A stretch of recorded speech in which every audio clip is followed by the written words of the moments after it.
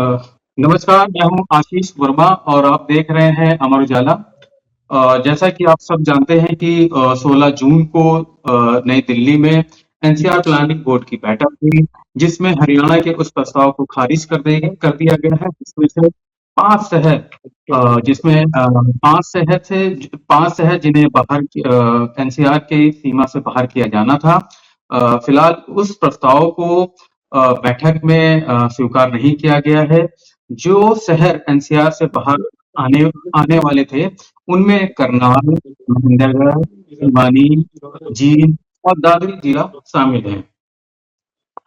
इस प्रस्ताव को खारिज होने के बाद कुछ जगहों पर नाराजगी भी देखी गई है और आज इसी विषय पे बातचीत करने के लिए हमारे साथ पानीपत और दादरी से कई मेहमान जुड़े हुए हैं।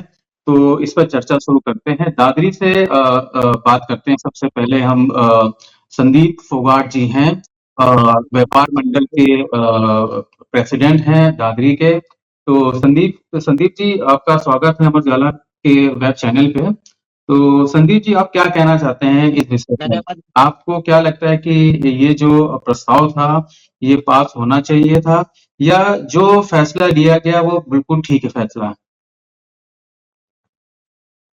नहीं, फैसला गलत है जी। संदीप हम तो जी। ये चाहते थे एनसीआर से बाहर होना चाहिए था। चरखी दादरी 12 साल 13 साल हो गए सर करीबन, लेकिन आज तक एनसीआर के नाम पे 5 पैसे नहीं लगे हैं। जी। हेलो। और सर, हाँ जी, हाँ जी। जैसे खाली पाबंदियां लगाई जा रही है एनसीआर के नाम से।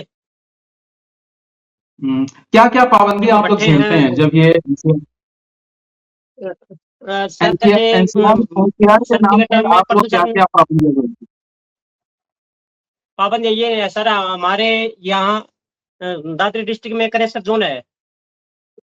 उसको 2-3 महीना जी, बंद कर दिया जाता है। जी। प्रदूषण के टाइम में रोजगार है सारा ठप हो जाता है। जी, जी। और एक खास बात और है, जब मनोहर लाल सीएम होया करते 8 जुलाई 2022 में हमारे चरखी दादरी में रैली थी। उस टाइम पे जी, मनोहर जी। लाल ने खुद घोषणा करी थी कि दादरी, भिवानी और एक डिस्ट्रिक्ट और था, वो ध्यान नहीं है, कि ये एनसीआर से बाहर करे जाएंगे। और जो कल जो मीटिंग हुई 16 तारीख को, वो मनोहर लाल केंद्रीय मंत्री की अध्यक्षता में हुई है और फिर भी उनको बाहर नहीं किया गया। जी, जी। लेकिन तो हमारी संदीप जी, जैसे आपको पता भी है कि भले ही ये अभी एनसीआर में दादरी आ रहा है और इसमें आपको लगता है कि कोई इसका विकास नहीं हो पा रहा है, खास तौर से एनसीआर का जो पैसा है। लेकिन एनसीआर में जो जिले आते हैं उनको कई सारी सुविधाएं जो है वो भविष्य में मिलने वाली हैं, जैसा कि मनोहर लाल जी ने कल प्रेस कॉन्फ्रेंस में बताया था कि कई सारे जो एक्सप्रेस वे हैं इन शहरों से गुजरेगा। तो आपको लगता नहीं है कि भविष्य में तो इसको कुछ ना कुछ सौगात मिलेगी? सर 13 साल हो गए, हरियाणा में सरकार, सेंटर में सरकार, ट्रिपल इंजन की सरकार बोलते हैं, फिर आज तक नहीं हुआ। तो आगे भविष्य में क्या आस रखते हैं हम? जी, खाली जी, नुकसान है जी, जी जी। दादरी क्षेत्र में। अब आज तक कुछ नहीं, आज तक 5 पैसे नहीं लगे जी, तो भविष्य में क्या है? अच्छा, मुझे एक चीज बताइए कि क्या एनसीआर में आने के बाद दादरी की जमीनों की कीमतों में कुछ उछाल मिला है कि वही है जो 12 साल पहले कीमत थी? जो पहले कीमत थी वही कीमत है जी, अब कोई ऐसा उछाल नहीं आया फिलहाल। हाँ, अच्छा, बीजेपी ठीक है, सरकार में ठीक है। ऐसी कीमत नहीं बढ़ी है कोई खास। हम्म। हम्म, ठीक है। हमारे साथ पानीपत से विनोद रमीजा जी भी जुड़े हैं, जो Haryana chamber of commerce Panipat chapter के चेयरमैन हैं। रमीजा जी, आप बताएं कि जो कल फैसला लिया गया है जिसमें जो 5 जिले एनसीआर में शामिल एनसीआर से हटाने का जो प्रस्ताव था, इसको आप किस नजरिए से देखते हैं? देखो जी, पहली जो कोशिश थी हमारी वो तो थी कि एनसीआर से इसको बाहर करना चाहिए था, हमारे पानीपत स्पेशली या करनाल तक है। क्योंकि यहाँ पे जो भी जी। इंडस्ट्री है वो कंट्रोल एरिया के अंदर है, जो आप बोल रहे हो ना, वहां से रोड निकलते हैं या उसके जमीनों के रेट हम्म, बढ़ गए हैं। जितने भी एरिया है हम्म, वहां से तो कंट्रोल एरिया, वहां पे इंडस्ट्री तो लग ही नहीं सकती हमारी। और फ्री जोन जी, जो जी। है इन लोगों ने खत्म कर दिया है। फ्री जोन खत्म करने का कारण भी मेजर यही था कि एनसीआर के अंदर आए हैं। या जो इन्वायरमेंट के लॉ है वो सख्त बने हैं, वो एनसीआर के कारण हुए हैं। जो यहाँ की इंडस्ट्री है वो ज्यादातर इंडस्ट्री ग्रीन इंडस्ट्री है, तो जो एनसीआर के जो लॉज है वो यहाँ पे लागू नहीं होने चाहिए। या तो एनसीआर से अगर बाहर नहीं किया इन्होंने तो कम से कम इतना तो करना चाहिए, जो वहां पे लॉ है और यहाँ पे लॉ उनमें फर्क होना चाहिए। जी जरूर जरूर। जैसे जो ट्रैफिक है, अगर आपने देखा होगा तो दिवाली के टाइम पे जो है ट्रैफिक की मूवमेंट जो है ना वहां पे अब OD1 भी चालू हो गया था। OD1 से भी जो है वहां पर का जो है पॉल्यूशन जो है वो कम नहीं हुआ था। जी जी। और यहाँ पे जो पॉल्यूशन का जो है ना मेजर जोर हमारे पे दिया जा रहा है, जबकि जो मेजर जो ये है पॉल्यूशन है वो तो ट्रैफिक का है, या आपकी जो पुरानी बसें चल रही हैं या दूसरी चीजें उनके लिए है, या इंडस्ट्री पे इन चीजों का जोर क्या होता है, क्योंकि NFL है, फर्टिलाइजर है या रिफाइनरी है, तो उनके लॉ और हमारे लॉ, इंडस्ट्री के लॉ अलग क्यों किए जाते हैं? जी जी जी। नमिता जो जी लॉ आप जो है लागू होते हैं वो तो वही स्टेट लागू होने चाहिए। अगर हम पानीपत में हैं, वो भी पानीपत की इंडस्ट्री है, तो उनके ऊपर जो है एनसीआर के लागू नहीं होते, हम लोगों पे होते हैं।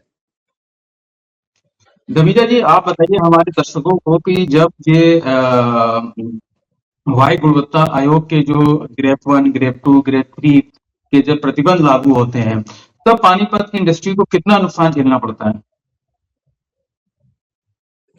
मेजर नुकसान होता है जी, क्योंकि वो मल्टीपल जो है इंस्पेक्शन होनी शुरू हो जाती है। वो सेंट्रल गवर्नमेंट से भी होती है, स्टेट गवर्नमेंट से भी होती है।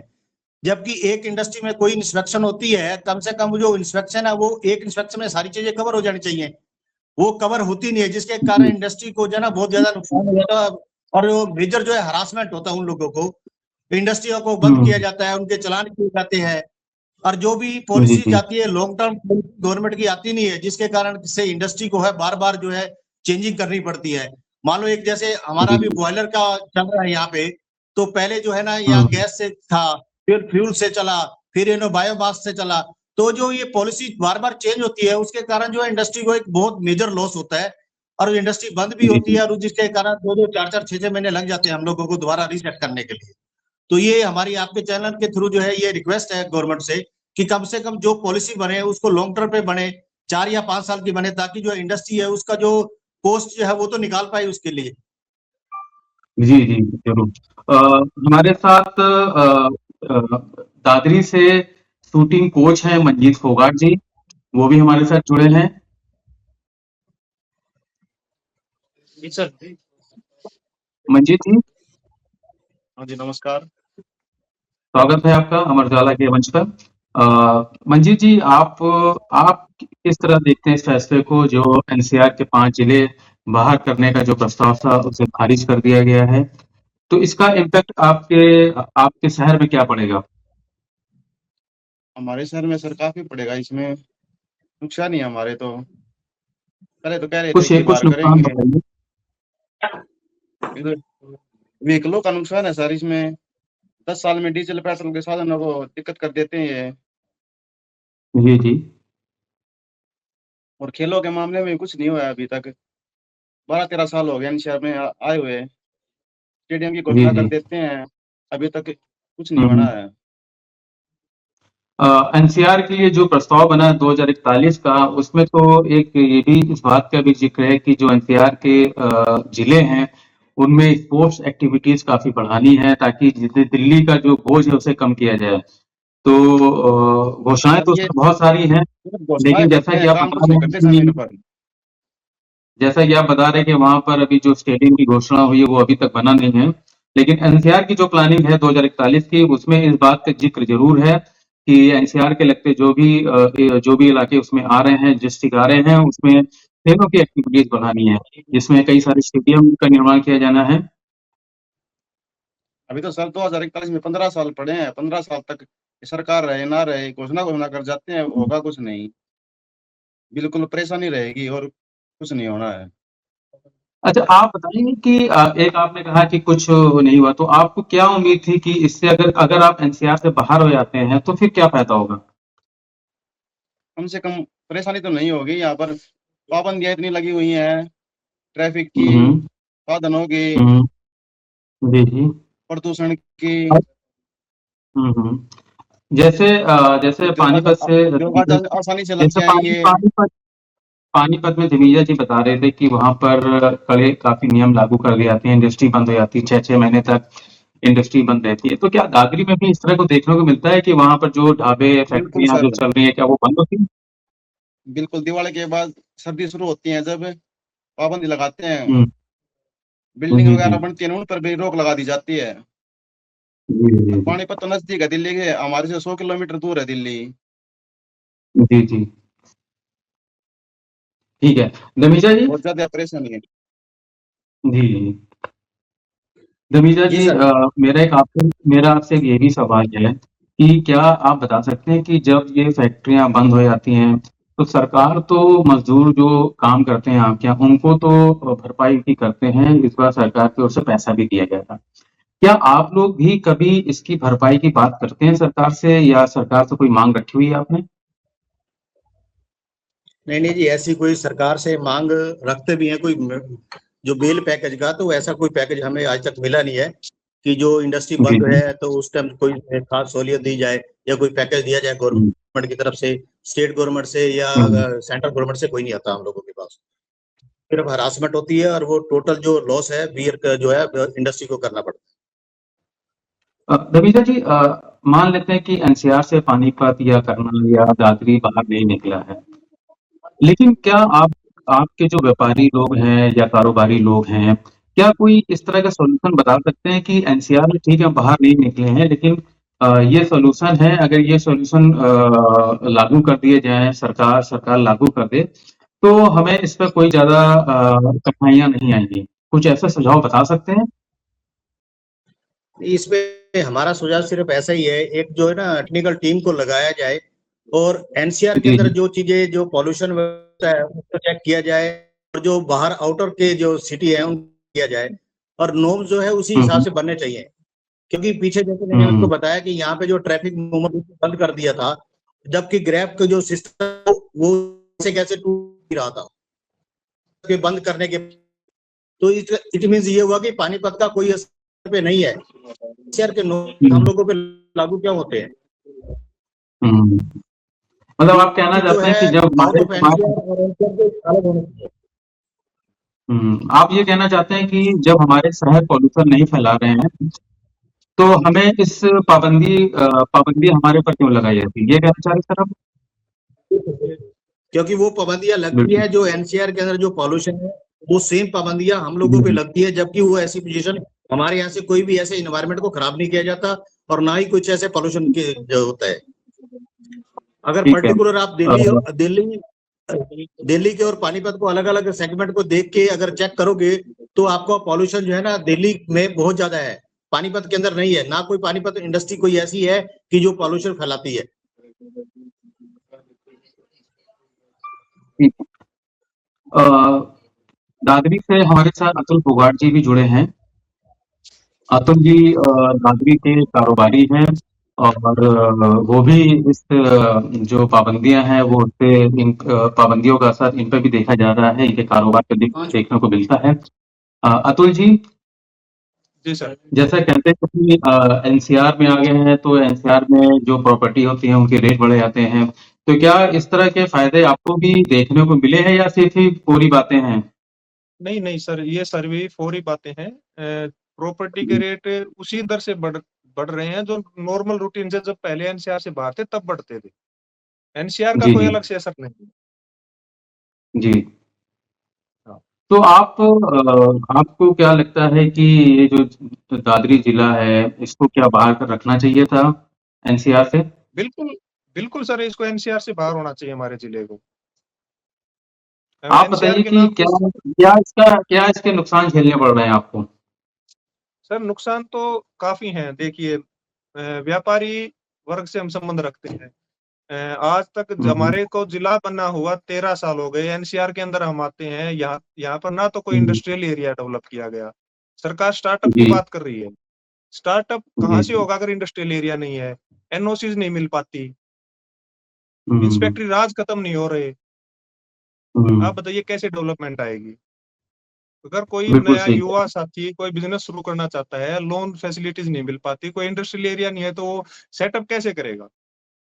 फिर हम्म, अलग से वो कंडीशन सप्लाई हो जाती है एनसीआर के ऊपर, एनजीटी परेशान करने लग जाता है। अब हमारे यहाँ जी उद्योग है, जी। भट्ठे हैं, या सबसे बड़ा जो है क्रेशर जोन है हमारे यहाँ, कम से कम 25 से 30 हम्म, हजार परिवार उनसे एक आजीविका का साधन है, जिससे लगभग ये मानिए मॉनसून के हिसाब से 3 महीने, मतलब 3 नहीं 2 मान के चलेंगे तो भी मॉनसून के 2 महीने हो जाते हैं। फिर 2-3 महीने एनजीटी वैसे पोल्यूशन के नाम पे बंद रख देती है। 6 महीने अगर किसी की रोजी रोटी बंद रहेगी तो वो कैसे काम चलाएगा अपना। बिल्कुल अब सही कह रहे हो आप। एनजीटी के नाम के एनजीटी यहाँ तो आके परेशान करने लग जाती है, जी लेकिन जी। उसके नुकसान ये नहीं देखते कि कम से कम 25 से 30 हजार परिवार उससे प्रभावित हो रहे हैं। बिल्कुल, आपकी बात बिल्कुल वाजिब है और आप सबने देखा भी कि किस तरीके से लोगों में नाराज़गी है और कुछ ने ये भी कहा कि जैसे धमीजा जी बता भी रहे थे कि पानीपत के जो करंट सांसद हैं और एनसीआर प्लानिंग बोर्ड की उन्होंने अध्यक्षता भी की, मनोहर लाल ने। और एक समय था कि साल 2021 में मनोहर लाल ही इस प्रस्ताव को लेके आए थे कि एनसीआर के जो 5 जिले हैं, उनको एनसीआर से बाहर किया जाए। लेकिन कल ये प्रस्ताव खारिज हो गया है और इस प्रस्ताव के खारिज अध्यक्षता भी होने उन्हीं की से थी सर, जिसमें इनको खारिज किया। जी, जी, जी, जी। अध्यक्षता में भी है मीटिंग और वो उस प्रस्ताव को खारिज कर दिया गया है। इससे लोगों में नाराज़गी है और लोग साफ-साफ बता रहे हैं कि उन्हें कितना नुकसान झेलना पड़ता है कितनी पाबंदियाँ झेलनी पड़ती हैं। 6-6 महीने तक इंडस्ट्री क्रशर ज़ोन वो बंद रहते हैं और उनमें काम करने वाले लोग हैं, वो बेरोज़गार हो जाते हैं। और लोगों का ये भी कहना है कि एनसीआर में जब ये ज़िले आए थे, तब इनको बड़े-बड़े सपने दिखाए गए थे। लेकिन फ़ायदा कुछ भी नहीं हुआ है। 12 साल हो गए हैं एनसीआर में अब दाखिल को और रत्ती भर भी फ़ायदा नहीं हुआ है जैसा लोग यहाँ बता रहे हैं। तो आज की चर्चा यहीं पर हम समाप्त करते हैं। आगे भी हम लोग जुड़ते रहेंगे और जो हमारे साथ दादरी और पानीपत से जो हमारे मेहमान जुड़े थे, उन सभी का बहुत-बहुत धन्यवाद और आप देखते रहिए अमर उजाला। अगर आप ये वीडियो YouTube पर देख रहे हैं तो हमारे चैनल को सब्सक्राइब कर बेल आइकन दबाएं और Facebook पर देख रहे हैं तो हमारे पेज को लाइक करें।